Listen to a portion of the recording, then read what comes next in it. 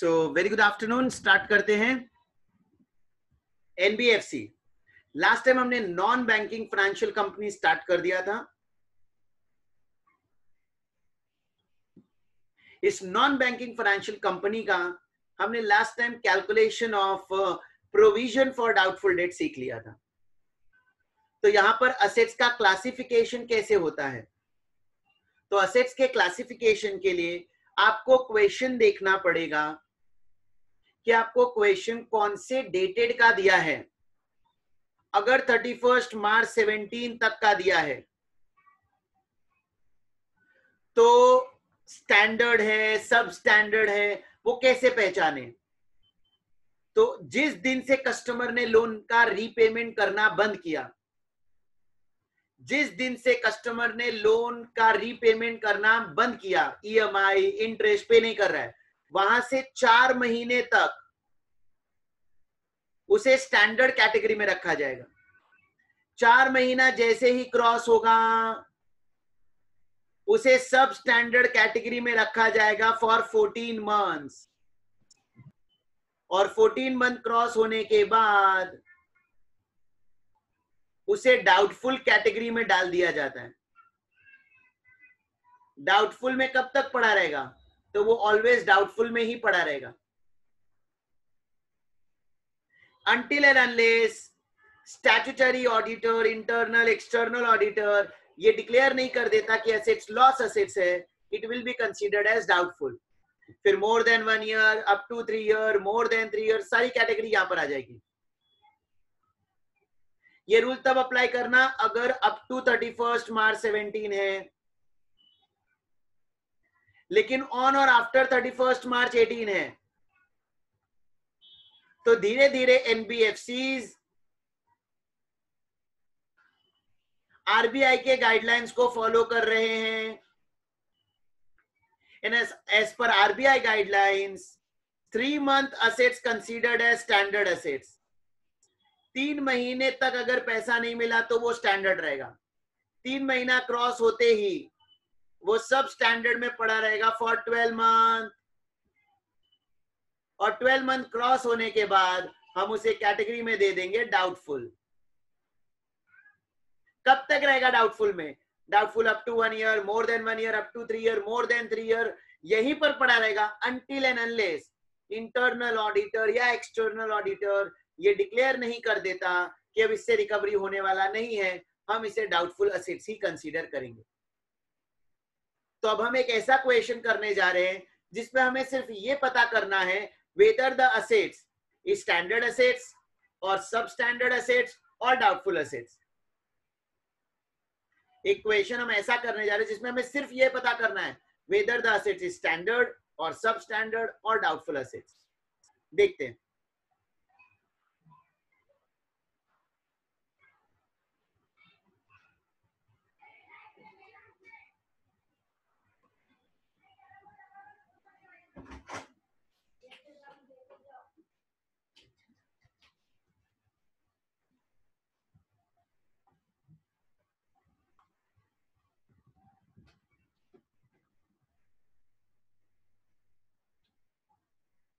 Question number 2.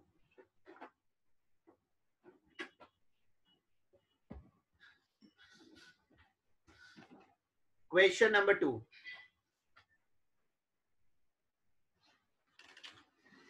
Information. Bright Finance Limited is a non-banking financial company. NBFC.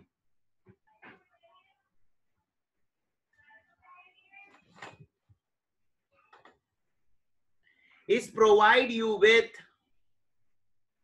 the following information regarding its outstanding amount 200 lakh, of which installment are overdue rupees 200 lakh, of which installment are overdue on 200 account for last 2 months, amount overdue rupees 40 lakh. Total कितना outstanding है? 200 lakhs. This is the total outstanding amount. 200 lakh is total outstanding amount. इसमें से क्या बोला है? On 200 account for last 2 months, amount overdue rupees 40 lakh. Last 2 months, amount overdue rupees 40 lakh. Total 200 lakh.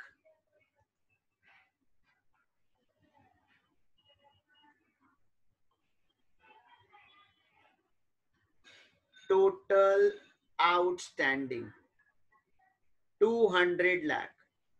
इसमें से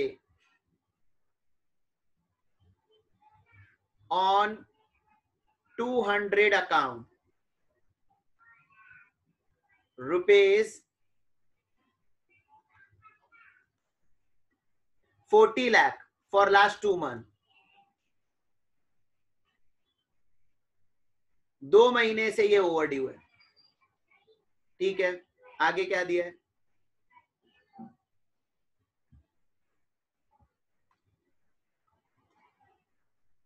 आगे दिया on 24 account for 3 month, amount overdue 24 lakh. 3 महीने से 24 लाख ओवरड्यू है.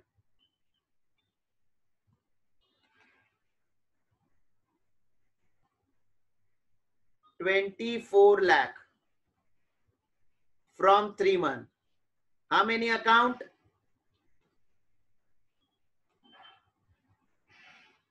On 24 account. एक काम करो ना, कोई क्वेश्चन रीड करो ना. हाँ सर. Total outstanding 200. हाँ बोलो. So 200 lakhs, out of which installments are overdue on 200 accounts for the last 2 months. Amount overdue of 40 lakhs and 24 accounts for 3 months. Amount overdue for 24 lakhs. Next. On 10 accounts for more than 30 months. On 10 account. हाँ. For more than 30 months. For more than 30 months. Amount overdue 20 lakhs. Rupees 20 lakh. Okay. And on 4 accounts for more than 3 years. On 4 account. More than 3 years. Okay. Amount overdue 20 lakhs, already identified as substandard assets. Already identified. Already identified as substandard assets. Okay, next. And one account for 10 lakhs, which has been identified as non-recoverable by the management. One account for 10 lakhs. One account. 10 lakh. Non-recoverable. ठीक है. और out of 10 accounts overdue for 30 months. Out of 10 accounts overdue for 30 months. Overdue for more than 30 months. इसकी बात कर रहे हैं. On 10 account. क्या हुआ इसमें? 6 accounts are already identified as substandards. 6 account identified as substandard assets. Substandard for 6 lakhs. 6 account identified for substandard 6 lakh. आगे for more than 14 months. This is for more than 14 months. Okay. And others are identified as substandard assets for a period of less than 14 months. मतलब बचे हुए 4 account की बात कर रहे हैं. 4 account में बैलेंस कितना आएगा? तो 20 लाख में से 6 लाख यहाँ पर गया. 14 लाख. क्या बोल रहे हैं इसके बारे में? Are substandard assets for a period of less than 14 months. Substandard for a period less than 14 months. Okay. Next. Classify the assets of the company in line with non-banking financial company, systemically important non-deposit taking company, and deposit taking company. Reserve Bank Directions 2016. Okay. अब हमें कौन से accounting year का ये सम करना है? तो question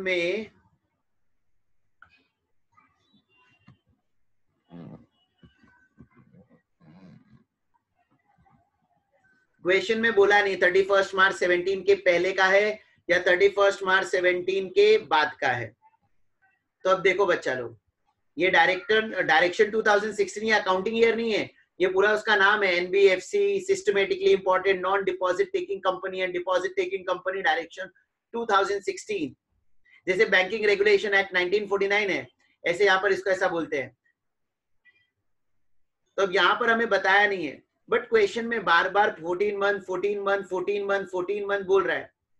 तो 14 मंथ बोल रहा है मतलब डेफिनेटली 2017 के पहले वाला होगा, तभी 14 मंथ पर इतना फोकस कर रहे हैं, क्योंकि 2017 के पहले 14 मंथ का क्राइटेरिया था, 2017 के बाद 12 मंथ का क्राइटेरिया.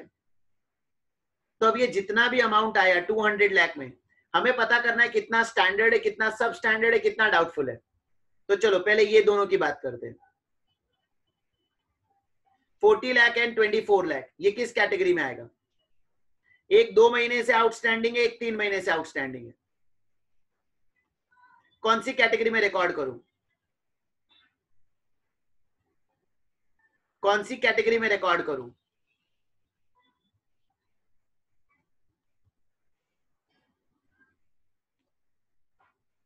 ओके, इसे हम स्टैंडर्ड कैटेगरी में लिख देंगे. चलो ठीक है, ये स्टैंडर्ड हो गया. अब ये 10 अकाउंट में 6 अकाउंट ऐसे हैं which are identified as substandard 6 lakh for more than 14 month. सब स्टैंडर्ड बोलकर 14 महीने से ज्यादा हो चुका है. सब स्टैंडर्ड बोलकर 14 महीने से ज्यादा हो चुका है.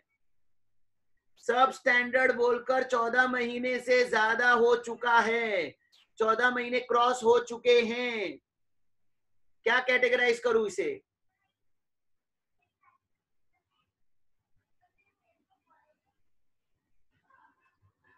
They will be considered as doubtful.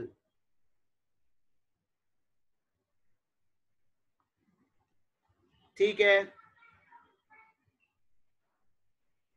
और ये 4 अकाउंट 14 लाख वाले सब standard for a period of less than 14 month.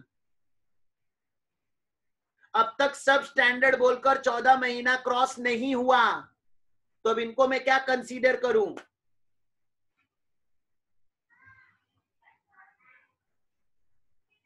So they will be considered as substandard. ठीक है. 4 account more than 3 year already identified as substandard, already substandard identify कर दिया और 3 साल से ज्यादा हो चुका है.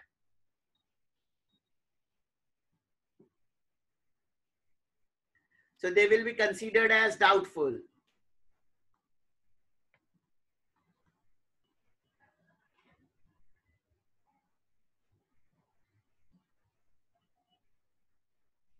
Or non-recoverable by management. This will be considered as loss assets.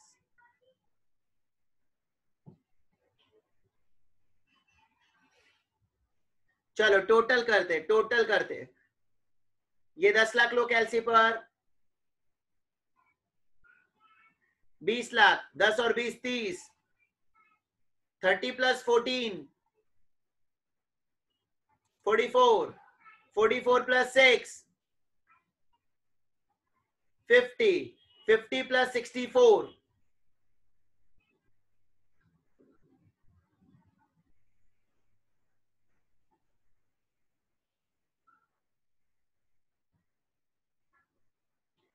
114. तो कितना बच गया?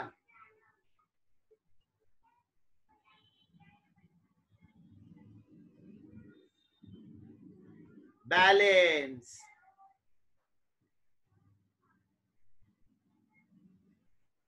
200 minus 114.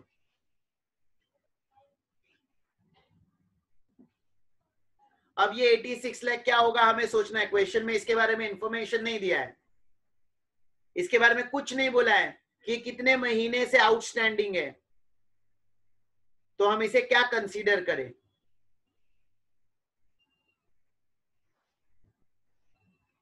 जिसने जिसने जितने महीने से पैसा नहीं दिया उसका डिटेल दे दिया है. इसने मुझे इतने महीने से पैसा नहीं दिया, इसने मुझे इतने महीने से पैसा नहीं दिया, इसने मुझे इतने महीने से पैसा नहीं दिया. अब 86 लाख के बारे में कुछ बोला नहीं है, मतलब ये कुछ ऐसे कस्टमर होंगे जो मुझे टाइम टू टाइम पैसा दे रहे होंगे. So they will be considered as my standard assets. They will be considered as my standard assets.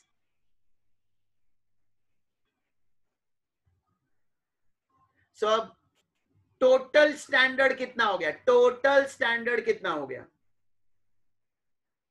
So total standard will be 86 plus 64. 86 plus 64, 150. अब ये जो मैंने ऐसे प्रेजेंटेशन किया समझाने के लिए, इसी का सॉल्यूशन देख लो.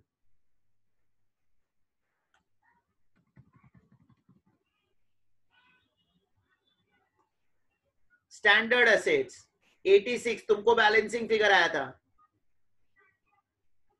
200 account overdue for a period of 2 months, 40.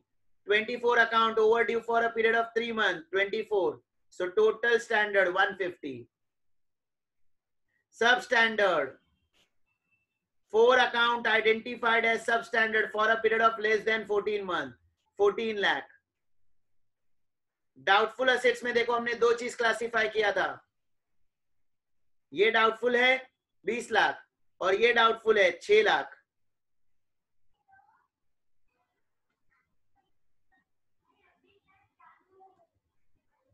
6 lakh and 20 lakh, or loss assets on 10 lakh total.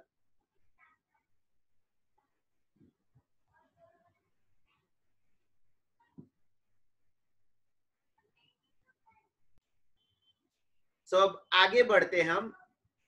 Next concept, calculation of net own fund for NBFC. अगर एग्जाम में पूछा एनबीएफसी का नेट ओन फंड कैलकुलेट करो, calculate net own fund of NBFC, तो पहले तो हमें own fund का मतलब मालूम होना चाहिए. ओन फंड मतलब ओनर्स फंड, ओन फंड मतलब ओनर्स फंड. और आप खुद ये फॉर्मूला जानते हो. ओनर्स फंड कैसे निकालते हैं हम, तो share capital plus reserves and surplus minus miscellaneous expenditure. Share capital plus reserves and surplus minus miscellaneous expenditure. This is owner's fund.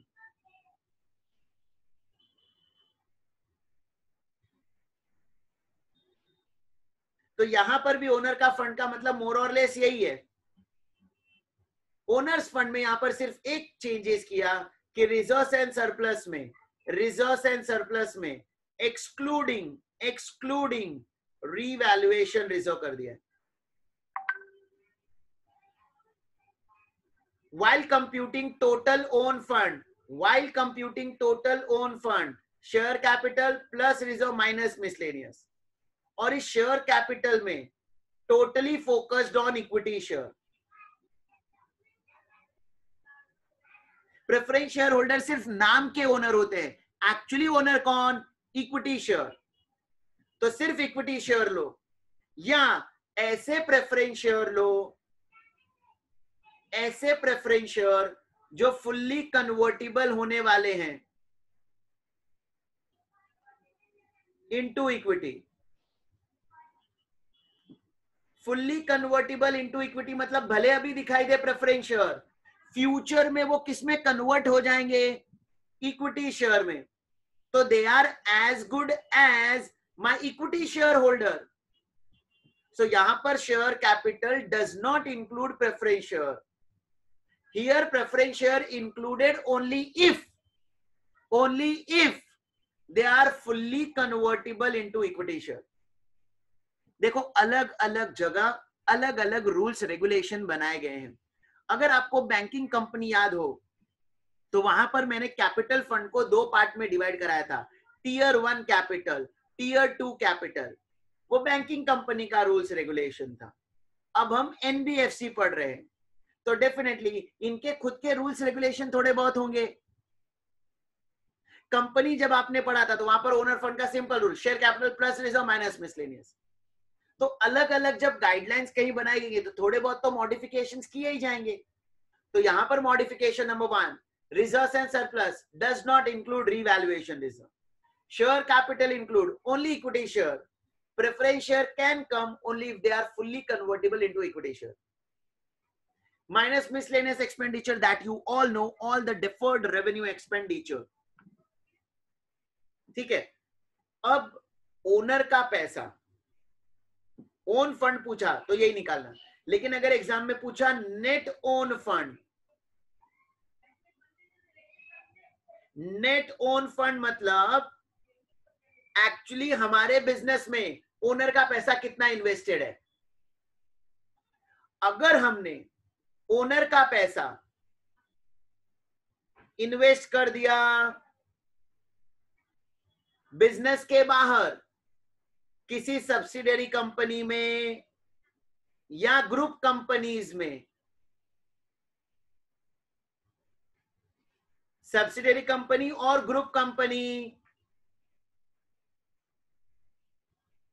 फिर उसके इक्विटी शेयर में इन्वेस्ट करो या डिबेंचर्स में इन्वेस्ट करो या बॉन्ड्स में इन्वेस्ट करो, आपका ओनर का पैसा अगर इन्वेस्ट हुआ है सब्सिडियरी या ग्रुप कंपनी के इक्विटी, डिबेंचर्स, बॉन्ड्स में, तो 10% तक का इन्वेस्टमेंट अलाउड है। 10% का इन्वेस्टमेंट अलाउड है। उससे ज्यादा अगर इन्वेस्ट किया है, उससे ज्यादा अगर इन्वेस्ट किया है तो ओनर के फंड में से उतना अमाउंट लेस हो जाएगा। ओनर के फंड में से उतना अमाउंट लेस हो जाएगा। तो यहां पर मेरा owner fund 150 lakh, invested in subsidiary 40 lakh, तो कितना अलाउड है इसका? 10%। तो इसका अलाउड है 10% मतलब 15 लाख अलाउड है। बट हमने कितना इन्वेस्ट कर दिया? 40 लाख। कितना एक्स्ट्रा इन्वेस्ट किया? वो मेरे ओनर फंड में से माइनस हो जाएगा, तो मुझे नेट ओन फंड आ जाएगा। नेट ओन फंड, ये ओनर फंड का फॉर्मूला, ओनर फंड में से minus investment in subsidiary company. But पूरा इन्वेस्टमेंट माइनस मत करो, 10% से ज्यादा अगर इन्वेस्ट किया है, 10% से अगर ज्यादा इन्वेस्ट किया है तो जितना एक्सेस पोर्शन इन्वेस्ट किया है, एक्सेस पोर्शन इन्वेस्ट किया है वो माइनस कर देना। So calculation of net own fund, share capital में इक्विटी प्लस प्रेफरेंस। प्रेफरेंस में कौन सा प्रेफरेंस लेंगे? कन्वर्टिबल इनटू इक्विटी शेयर, उसका amount. Add reserves and surplus excluding revaluation reserve, this plus this minus any losses minus miscellaneous expenditure, it will give you total own fund. Exam में सिर्फ total own fund पूछा तो यहीं तक compute करना बस, लेकिन अगर एग्जाम में बोला compute net own fund of NBFC तो लेस इन्वेस्टमेंट इन सब्सिडियरी और ग्रुप कंपनी, टोटल इन्वेस्टमेंट निकालना minus 10% of total own fund. Total minus 10% से आपको एक्सेस वाला इन्वेस्टमेंट मिलेगा, वो माइनस कर देना, तो आ जाएगा नेट ओन फंड। देखो अब मुझको ये मत पूछना सर ऐसा 10% ही क्यों है। As per NBFCs guidelines, being a non banking company, you can invest in your subsidiary maximum 10%. If you are investing more than 10%, तो जो एक्स्ट्रा इन्वेस्ट किया है वो तुम्हारे ओनर फंड में से हम लेस कर देंगे to calculate net own fund. अब ये नेट ओन फंड का यूज क्या होता है, ये सीए फाइनल में जब आप जाओगे तब आपको सिखाया जाएगा। फिलहाल आपके लेवल पर सिर्फ एग्जाम में ऐसा ही क्वेश्चन आएगा, कैलकुलेट नेट ओन्ड फंड। तुमको ये फॉर्मूला आना चाहिए।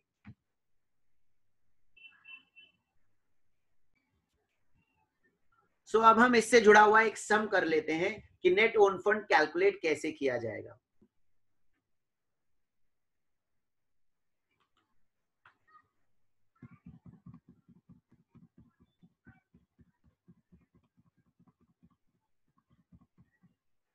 Illustration 1.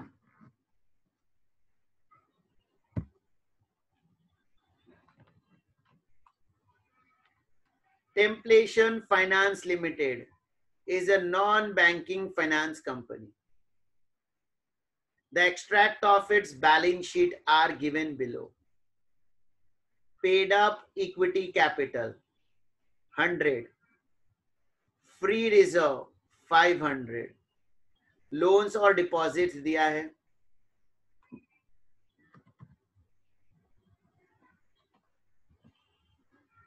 इसके बाद लाइबिलिटी में और कुछ नहीं है। असेट्स में दिया lease out assets 800, investment in shares of subsidiary and group company 100 और in debentures of subsidiary and group company 100. So total 200 is the amount of investment in group company and subsidiary company. Cash bank दिया है, deferred expenditure दिया है। ठीक है, आगे you are required to compute net own fund of Templation Finance Limited as per NBFC systematically important non-deposit taking company and deposit taking company Reserve Bank Direction 2016. So how to calculate net end fund? Calculation of net own fund. Calculation of net own fund.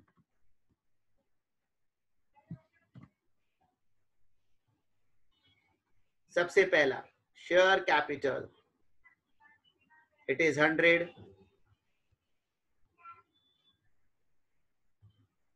Plus reserves and surplus, it is 5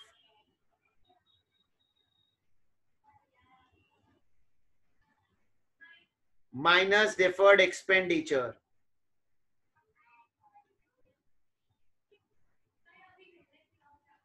deferred expenditure amount is 2 lakh.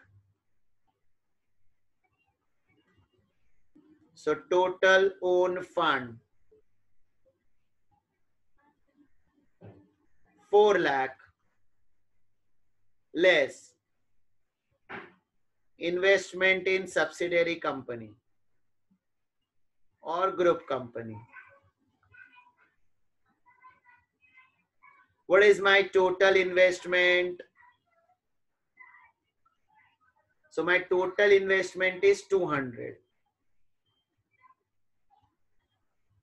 minus 10% of own fund. My own fund is 4 lakh. 4 lakh ka 10% 40,000. So 2 lakh minus 40,000, 1,60,000. 4 lakh minus 160, it will give you net own fund. That is 2,40,000. ऐसा simple सम 4 mark का। अब ये simple तब लगेगा जब आपको ये formula आता है। अगर ये फॉर्मूला नहीं आएगा तो डेफिनेटली सिंपल सम भी टफ ही लगेगा। हो गया, बस इतना सा प्रेजेंटेशन, 4 मार्क का क्वेश्चन। ओके, सो अभी हम आगे बढ़ते हैं। इस टॉपिक का एक लास्ट कॉन्सेप्ट छोटा सा पढ़ेंगे हम। Calculation of additional provision required for NBFC who are engaged in hire purchase business or in lease assets business. Calculation of additional provision required for those NBFCs who are engaged in hire purchase business or in the lease assets business. आपने काफी time देखा होगा आज की तारीख में, अगर हम टीवी खरीदने जाते हैं ना तो उस पर भी ईएमआई मिलता है हमको. टीवी, फ्रिज, वॉशिंग मशीन, इन सब पर ये तो छोड़ो, मोबाइल पर भी ईएमआई आ गया है. तो ये सब हायर परचेज बेसिस पर हम खरीदते हैं. मतलब कोई फाइनेंस कंपनी, जैसे बजाज फाइनेंस आपने सुना होगा, उसका बहुत ऐड होता है, बजाज फाइनेंस. तो वो बजाज फाइनेंस कंपनी क्या करती है, वो एनबीएफसी है. वो क्या करती है, जो समझो सेलर है, जो ट्रेडर है, वो ट्रेडर के साथ टाई अप करती है. और ट्रेडर जब गुड्स बेचता है तो बजाज फाइनेंस उसको फाइनेंस करता है. तुम जब ईएमआई भरोगे तो ट्रेडर को नहीं मिलेगा, बजाज फाइनेंस को ईएमआई जाता है.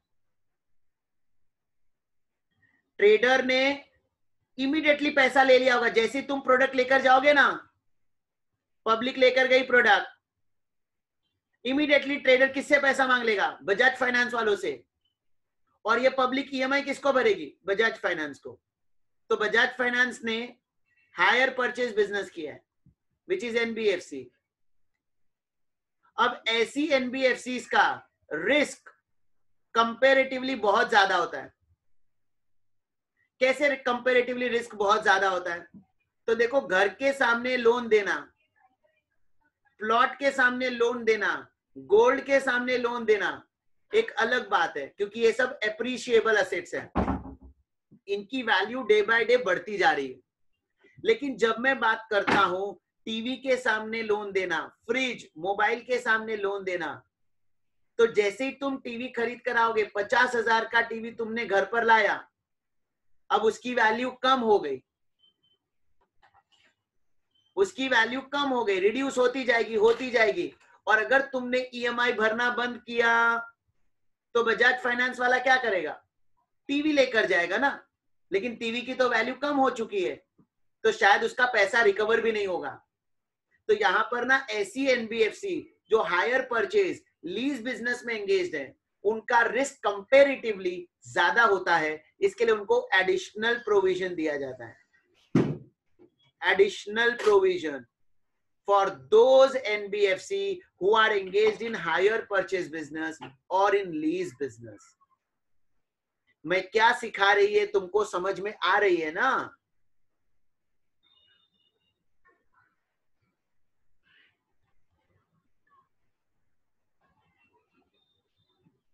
तो अब अगर ऐसी एनबीएफसी का हमें एडिशनल प्रोविजन कैलकुलेट करना है तो कैसे कैलकुलेट करें? तो फॉर दैट आपको देखना पड़ेगा अमाउंट ओवर ड्यू कितने दिन से है.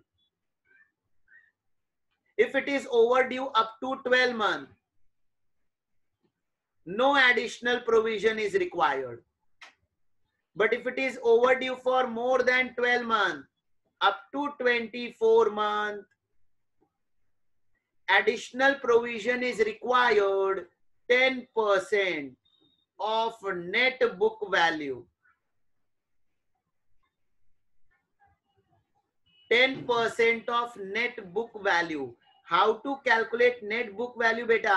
ये भी एक थियरी है जो आप सीए फाइनल में सीखोगे. फिलहाल आपके लेवल में डायरेक्टली नेट बुक वैल्यू दिया होगा. जितना नेट बुक वैल्यू दिया होगा आप उसका 10% प्रोविजन क्रिएट कर लेना, अगर डाउटफुल है for more than 12 months up to 24 months. If it is doubtful for more than 24 months up to 36 months, तो 40% of net book value. More than 36 months up to 48 months, 70% of net book value. And if it is more than 48 months, then 100% of book value. This is additional provision. Additional provision only for those NBFC who are engaged in hire purchase or in lease business. ये rates आपको याद रखने हैं. देखो ना 10, 40, 70, 30 से बढ़ता गया. 10 में 30 ऐड किया 40, फिर 30 ऐड किया 70, फिर 30 ऐड किया 100. 10, 40, 70, 100. 10, 40, 70, 100. पहले 12 मंथ नहीं, 12 महीने से ज्यादा ओवरड्यू हो गया तो एडिशनल प्रोविजन क्रिएट करना है. तो एडिशनल प्रोविजन क्रिएट करना है.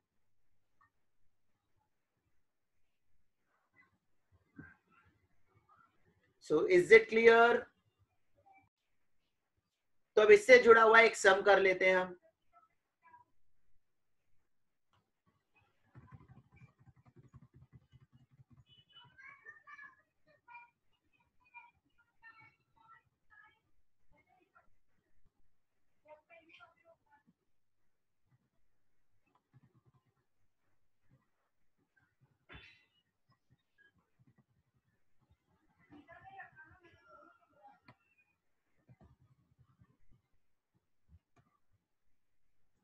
क्वेश्चन नंबर 2 पेज नंबर 9.50 पर ये मिल जाएगा.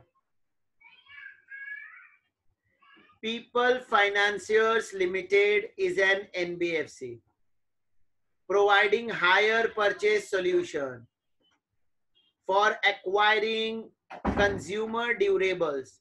The following information is extracted from the books for the year ended 31st March 17. आपको क्या पूछा है? You are required to calculate the amount of provision to be made. Assets funded: LCD television, washing machine, refrigerator, air conditioner. 4 assets दिया है. 1, 2, 3, 4. LCD television, interest overdue but recognized in P&L. Period overdue up to 12 months. Period overdue, television 12 महीने से overdue है तो इस पर provision नहीं आएगा, nil. Washing machine for 24 months. तो since it is overdue for 24 months, इस पर प्रोविजन क्रिएट करना पड़ेगा. कितना? 24 मंथ है तो मोर than 12 up to 24, 10%. 10% on what? Net book value. That is given. At CA final level आपको नेट बुक वैल्यू भी कैलकुलेट करना पड़ेगा. तो चलो 2410 का 10%, 241. रेफ्रिजरेटर फॉर 30 months, 50.50 इंटरेस्ट है, इग्नोर. हमें नेट बुक वैल्यू चाहिए. 1280 का 40%,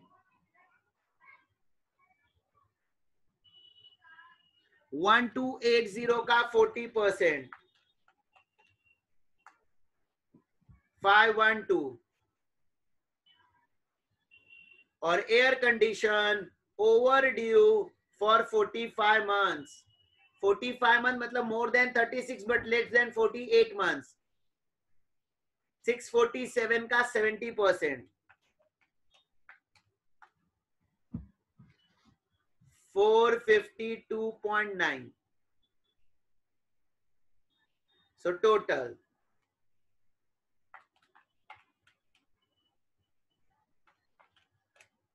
1205.9.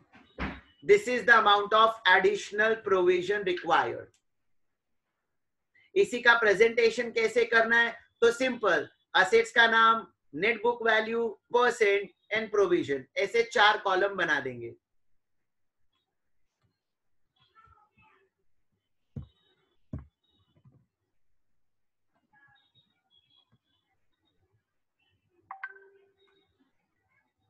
असेट्स का नाम कितने महीने से ओवरड्यू है? 24 month 40%, 512, and more than 36.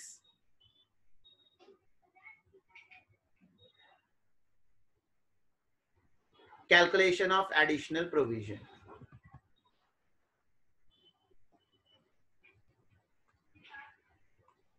Simple presentation. So यहां पर हमारा NBFC का सारा कॉन्सेप्ट कंप्लीट हो जाता है. ऑल कॉन्सेप्ट जो आपके पर्टिकुलर सिलेबस में दिया हुआ है as per inter CA inter syllabus is over for NBFC. इसके आगे का अकाउंटिंग एनबीएफसी में कैसे होता है वो आप सीए फाइनल लेवल पर पढ़ोगे. तो मैंने टोटल आपको 4 टाइप का सम कराया. लास्ट लेक्चर में सबसे पहले मैंने प्रोविजन कैलकुलेट करना सिखाया. उसमें systematically important non systematically important का डिवीजन किया था. आज मैंने आपको कैलकुलेट करना सिखाया असेट्स को क्लासिफाइड कैसे करेंगे. थर्ड, नेट ओन फंड कैसे कैलकुलेट करेंगे. और फोर्थ, अगर non banking financial company hire purchase business में एंगेज है, लीज बिजनेस में एंगेज है, तो एडिशनल प्रोविजन कैसे कैलकुलेट करना है. 4 टाइप के सब. तो यहां पर हमारा ये टॉपिक कंप्लीट होता है.